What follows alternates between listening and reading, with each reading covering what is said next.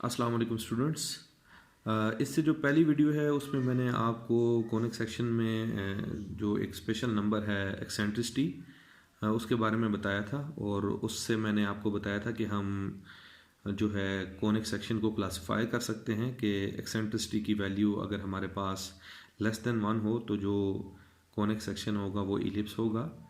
इसी तरह एक्सेंट्रिसिटी की जो वैल्यू है अगर वो 1 हो तो जो कॉनिक सेक्शन होगा वो हमारे पास पैराबोला होगा।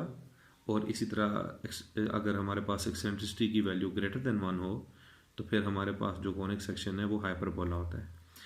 तो एक्सेंट्रिसिटी बाज़-औक़ात हमें नहीं पता होती और हमारे पास वो मीन्स नहीं होते कि हम एक्सेंट्रिसिटी को फाइंड कर सकें, लेकिन अगर हमें इक्वेशन गिवन है, ठीक है, तो हम उस इक्वेशन पे एक और टेस्ट अप्लाई कर सकते हैं जिससे हमें डायरेक्टली पता लग जाएगा कि ये जो इक्वेशन गिवन है ये किस कॉनिक सेक्शन की है, पैराबोला की है, इलिप्स की है या हाइपरबोला की है। ठीक है, तो जो डिस्क्रिमिनेंट टेस्ट है उसके लिए मैं सबसे पहले आपको बताऊंगा कि हमारे पास जो मोस्ट जनरल इक्वेशन है क्वाड्रेटिक इक्वेशन वो ये है। इसमें हमारे पास एक्स स्क्वायर्ड की टर्म है, फिर एक्स वाई की टर्म है, फिर वाई स्क्वायर्ड की टर्म है, फिर एक्स की टर्म है, फिर वाई की टर्म है, और फिर हमारे पास कांस्टेंट टर्म है। तो ये मोस्ट जनरल क्वाड्रेटिक इक्वेशन है हमारे पास, और सारे कॉनिक सेक्शन जो हैं वो इसी क्वाड्रेटिक इक्वेशन का सब केस है।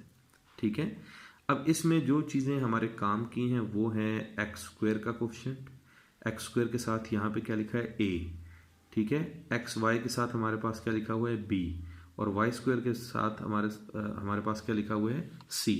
तो जो डिस्क्रिमिनेंट टेस्ट है, डिस्क्रिमिनेंट टेस्ट के लिए हमारे लिए यही तीन चीज़ें इंपॉर्टेंट है, ए बी और सी, यानी एक्स स्क्वायर का कोफिशिएंट, एक्स वाई का कोफिशिएंट और वाई स्क्वायर का कोफिशिएंट। ठीक है, इससे जो डिस्क्रिमिनेंट है वो हम कैलकुलेट करेंगे बी स्क्वायर माइनस 4ac। ठीक है, अब ये बी स्क्वायर माइनस 4ac जो होता है ये डिस्क्रिमिनेंट होता है। ठीक है, अब ये ज़ीरो भी हो सकता है, ये लेस देन ज़ीरो यानी नेगेटिव भी हो सकता है, और ये ग्रेटर देन ज़ीरो यानी पॉजिटिव भी हो सकता है। तो ये जो डिस्क्रिमिनेंट की वैल्यू है इसका ज़ीरो होना, पॉजिटिव होना और नेगेटिव होना हमें बताता है कि ये जो इक्वेशन हमने ली थी ये किस कॉनिक सेक्शन की थी। ठीक है, अब मिसाल के तौर पे अगर आपके पास बी स्क्वायर माइनस 4ac जो है वो ज़ीरो आ गया तो इसका मतलब है जिस इक्वेशन को आप डील कर रहे हैं वो पैराबोला की इक्वेशन है।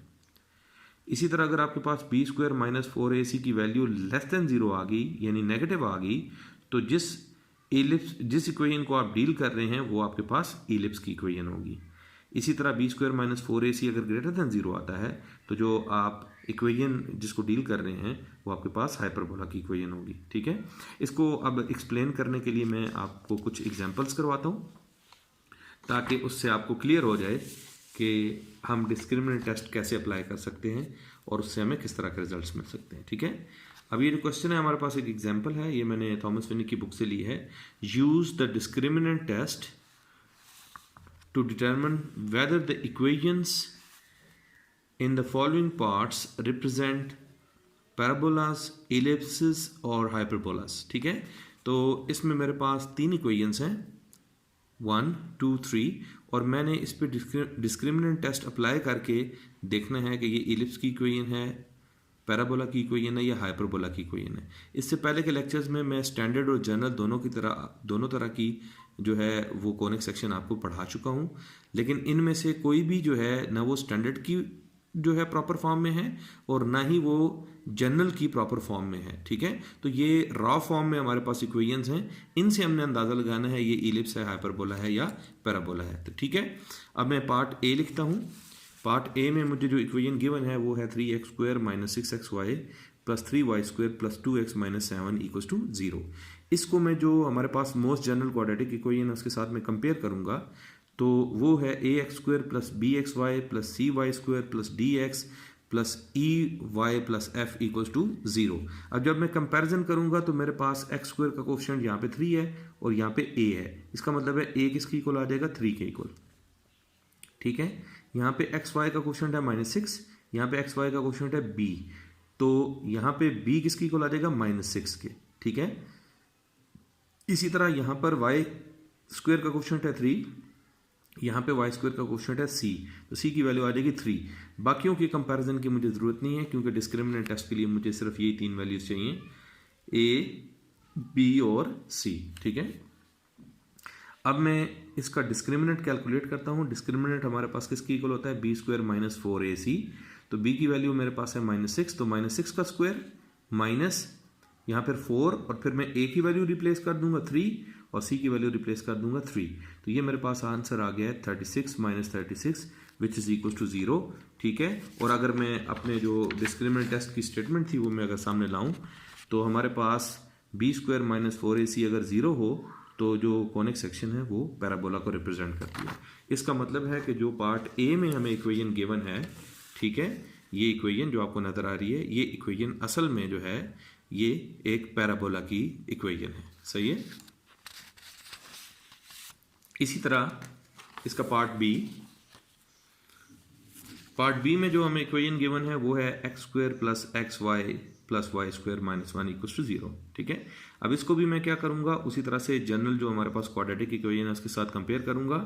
यहाँ पे एक्स स्क्वायर का कोफिशिएंट हमारे पास क्या है, 1, तो यहाँ पे a इक्वल्स टू 1 हो जाएगा। इसी तरह b इक्वल्स टू 1 हो जाएगा और c भी इक्वल्स टू 1 हो जाएगा। तो मैं ये a, b और c की जो वैल्यूज़ हैं इसको मैं डिस्क्रिमिनेंट में जो है वो पुट कर दूंगा। तो डिस्क्रिमिनेंट मेरे पास आ जाएगा -3। अब ये जो है ये लेस देन 0 है, तो लेस देन 0 जो डिस्क्रिमिनेंट आ जाए तो इसका मतलब है वो हमारे पास इलिप्स की इक्वेशन है। तो ये जो हमारे पास इक्वेशन है, जो गिवन इक्वेशन है, ये इलिप्स की इक्वेशन है। ठीक है, इसी तरह हमारे पास ये इक्वेशन है x y minus y square minus 5y plus 1। तो जब मैं इसको कंपेयर करूंगा तो यहाँ एक्स स्क्वायर का कोई कोफिशिएंट नहीं है, मीन 0 कोफिशिएंट है। तो यहाँ a जो है 0 के इक्वल हो जाएगा, b हमारे पास 1 के इक्वल आ जाएगा और c हमारे पास -1 के इक्वल आ जाएगा। तो मैं फिर ये a, b और c की जो वैल्यूज़ हैं ये डिस्क्रिमिनेंट में पुट कर दूंगा। तो मेरे पास b स्क्वायर माइनस 4ac जो है वो हमारे पास आ जाएगा 1 स्क्वायर्ड माइनस 4 टाइम्स 0 टाइम्स -1, तो ये हमारे पास आ जाएगा 1 विच इज़ ग्रेटर देन 0।